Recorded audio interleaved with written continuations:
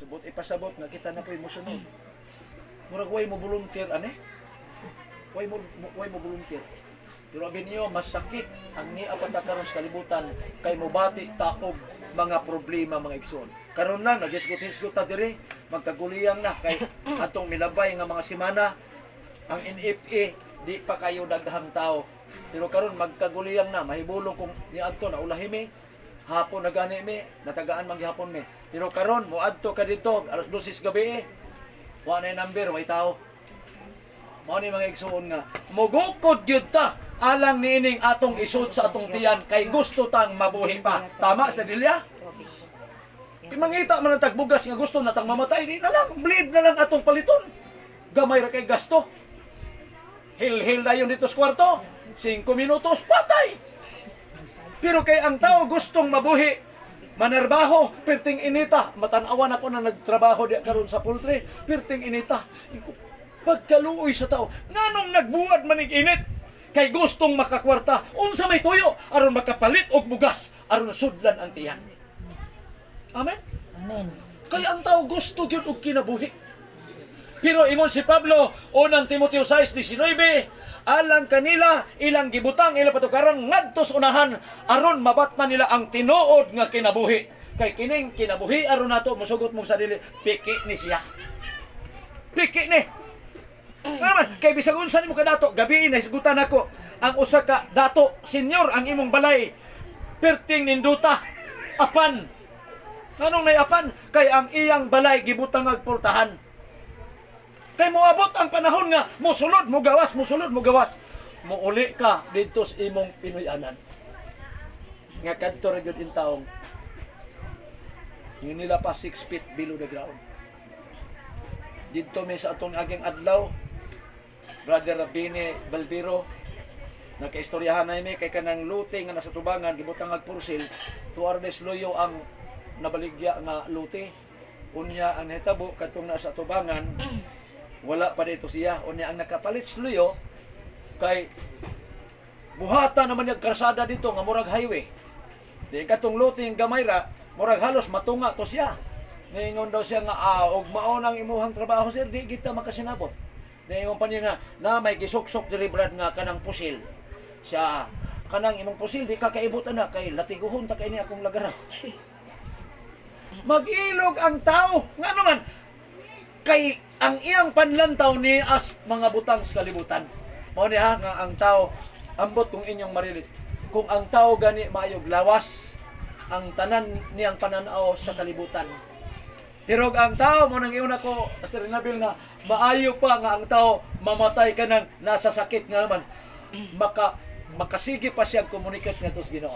Kay kung naglakaw ang tao may glawas, kalibutan tanan ang iyang nakitaan. Pero magsakit na, mahayang nas manig, lapos ang mata nga tos langit.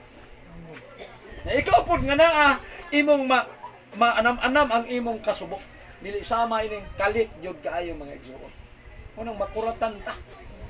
Pero bisan unsa man ang sitwasyon kahimtang sa tao nga nas kamatayon, lahi-lahi man ang mga pamaagi, kay naay namatay aksidente, naay namatay sa sakit, naay matay sa pusil, bisan unsang klaseng kamatayon, usara gihapon ang tumong ana igsoon sakit gihapon para sa mga nahibilin. Unang ang Dios naghatag nato og assurance nga, my son, I love you and I would never leave you. Atong lauman na ang Dios kanunay na ingon ang Juan 15:5 ingon si Kristo, without me you can do nothing. Si Kristo nga Dios may igsoon nga nagpagkatao, nakatagamtam og pagbati nga sama sa atong gibati. Nga naman pagkamatay ni Lazaro, miduaw siya dito may igsoon. 11:35 sa Juan, ingon pa dito, paborito kay mga bata nga bersikulo, Jesus wept.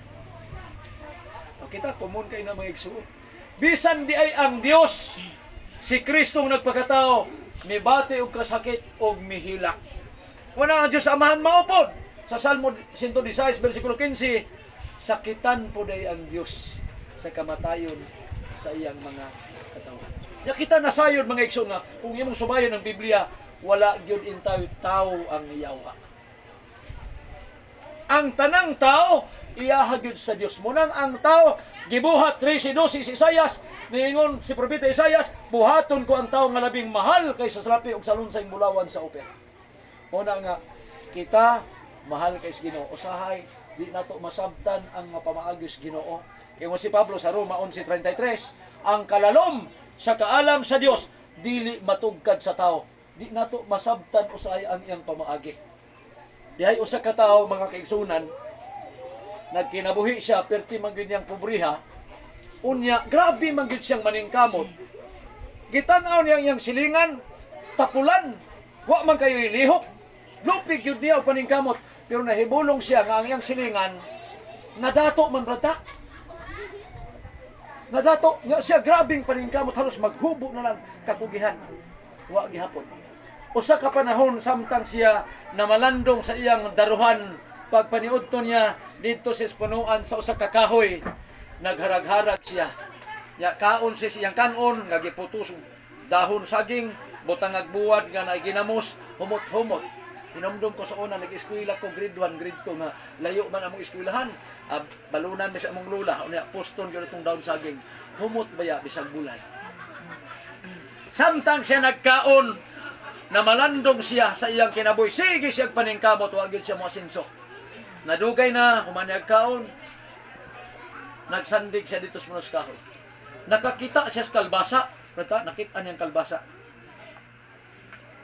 Well, nakakita siya sa kalbasa, mihangad siya sa kahoy nga iyang gisandigan, niabot sa iyang hunahuna nga ang Diyos unfair. Ang Diyos dili maayo. Ako, perting paningkamot, wala madato. Akong silingan, tapulan, nadato. Siya na'y kalbasa, gamayng lawas, dakog bunga. Na'y kahoy nga dakog lawas, gagmay kayog bunga. God is unfair. Ang Diyos dili patas. Wa mamao. Sa iyang kasubo, nahimo siyang bright. Bugo na ang Diyos. Pero abi ninyo, gipamata siya sa panahon nga nawala ang iyahang presensya sa pagdaig o paghimaya sa Ginoo. Tungod atong iyang kahita. Ang nahitabo, nakapiyong-piyong siya dito sa puno as kahoy matod pa. While nagpiyong-piyong siya kay kapoy, may kay udtong dako, mo relax usa ka. Nakamata siya kalit brata kay nahagbungan siya bungas kahoy na iyang gisandigan. Nitugpag yung iyang ulo. Pagkamata niya, kinipiti mang iyang ulo. Pagtanaw niya, bungas kahoy. Nibalik siyang tanos kalbasa. Matod pa niya, Ginoo, bright day ka kayo, pasaylo ako. Kay kung ang bungas kalbasa, mapaimang gibutang ining kahoy, pusa na unta akong ulo.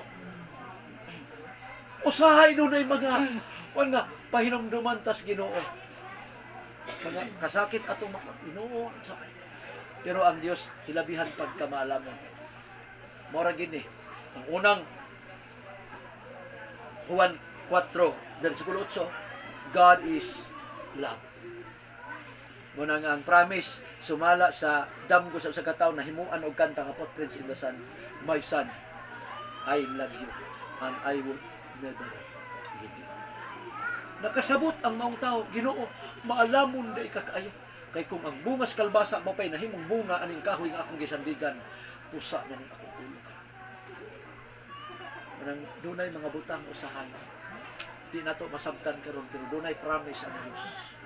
Dito niya sa langit, pahiran niya ang o kining batan-on nga gikuha na sa Ginoo ang pasalig 11:36 sa Ibrahanon, dito niya kini iuli sa sabakan sa mga ginikanan.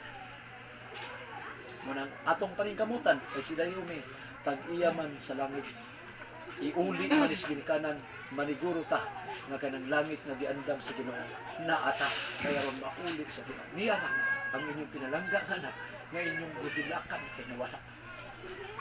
Now always remember na ang Diyos mingon, my son, I love you and I would never leave you. Si Abraham ang aman sa pagtuo, sa dihang gipangutana siya siyang anak sa dako kayong problema nga iyang giatubang. Kaya ang iyang anak nga bugtong nga si Isaac, niingon ang Dios, dalha imong anak sa bukid unya katya. Sakit kay to brata man, siya pag yun mismo mo'y pabuhaton. Pirting sakita. Pag abot dito sa bukid, nitabang pang anak og pahiluna dito sa mga kahoy nga sugnod alang salad. Pagkaplastar na ang bugat kaayos kasing-kasing ni Abraham na kaya ra gyud kay niya tungod kay naa siya dako kay pagsalig og pagtuo sa Dios. Nangutana ang iyang anak mao nang duna koy wali nga gihimo.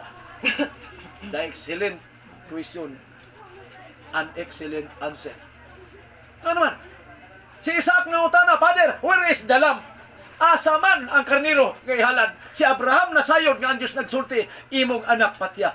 Ambot og kita unsa ka kasakito. Pero si Abraham miingon, dinhilang mo mga katabang, chapter 22 sa Genesis, verse 5 to 8, siya dinhilang mo, kay mga namin ang bukid, kay musimba mi sa Dios. Pero nasayod siya nga ang tuyo dito mo ato patyo niya mismo ang iyang anak. Pagpangutana sa anak, Father, where is the lamb? Ang simple kay tubag sa dunay dakong pagtuo ato sa Dios, igo ra gyud miingon, my son, don't worry, God will provide. Tungod sa gugmas Ginoo, maglaom ko na yung dalaan niya atos temporal ng tuloy-anan, ato ning maantos ug ato ning malapngan ng laom ng kasakit.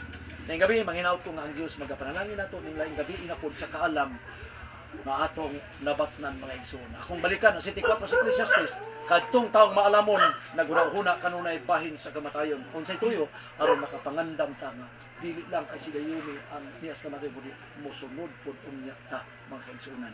Wala lang ta masayod kung kinsa na pud unya ang sunod. Ang Dios ra gyud nahibalik. Mayong gabi o ang Dios magapanalangin kanatong tanan nining kagabi.